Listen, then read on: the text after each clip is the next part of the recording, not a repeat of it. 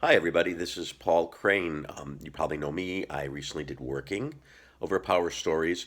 And also back last year, I did Sonia Flew.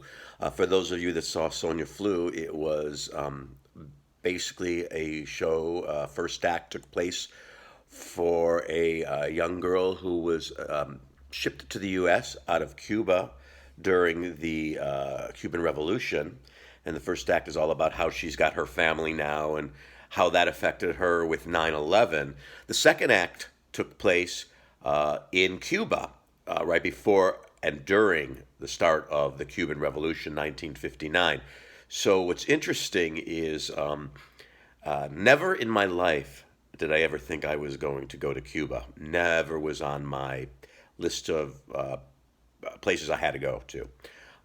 All of a sudden, this past February, something came up, a trip opportunity came up for me to go to Cuba, and I was like, I gotta go.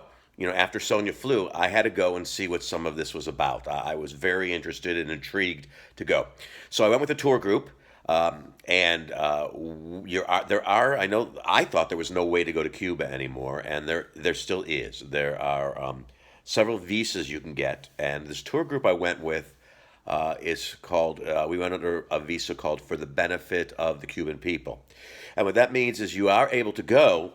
And what you're going to do, though, is you bring a full suitcase with you. At least this is what we did of goods: Tylenol, ibuprofen, bandages, coloring books, toothbrushes, toothpaste, things that the Cuban people, more importantly, the kids, could use that they just don't get there.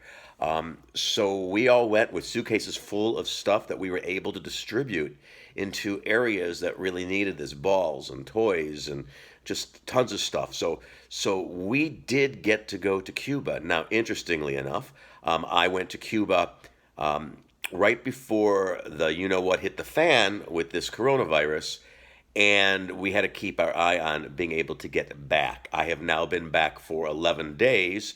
I am self quarantining for the 14 days. And then actually, I'm still going to self quarantine. I'm just freaked out by all of this. But my story is I went to Cuba. I got to see what this play, Sonia Flew, was about firsthand.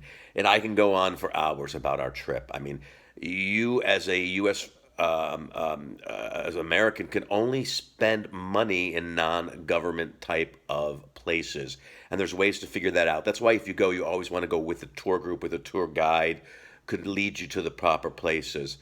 But I think because these are only supposed to be about 3 minutes, and I've hit that already. What I want to talk about is the architecture there. What I learned and had no idea is, in Sonia Flew, the character I played, the college professor, lived in a beautiful big house. Obviously, it was a nice house. Havana was incredible. Actually, it's Habana. Only Havana in the U.S., but over there it's Habana. And the architecture in this city is phenomenal. Spanish influence predominantly. It's not a little Caribbean country. It's not a little Caribbean city. It is huge. And I can only imagine what it was like before the revolution in 1959 because every corner you turn was just amazing, blocks and blocks and blocks and blocks of this amazing buildings. I mean, it was incredible. I mean, I kept saying all I needed was some plaster and a paint roller because the problem is there has been no upgrade since 1959. So these people for 60 years are living in a lot of rundown places. Um, but they love it. I mean, their education's paid for fully by the government. Their housing, they have their houses. They get food, although they have to still get some stuff, but they get basics on a weekly basis or a monthly basis. I can't remember. And their health care is all paid for. So they love it, but this is not the way we'd want to live. And I just keep going back in my mind of what Havana would have looked like in 1959 before the Cuban Revolution when Sonia Flew took place. Um, we were living in a beautiful home. Now, there are still tons of huge, gigantic homes there, but you know what the government did at the revolution? If you were a rich person, you either fled, you went with the revolution, or you were executed. And what they did is they took those houses of rich people and they divided them up. So now you might have 4 or 5 families living in this one house. And the government gave these families houses. So there's, I know I'm long-winded. That's just one little part of it, but just the architecture and the housing of what Havana was like, and I couldn't help thinking what it could be like. Again, it's just amazing. So, all right, that's my story. Everybody stay safe and be good. Be careful.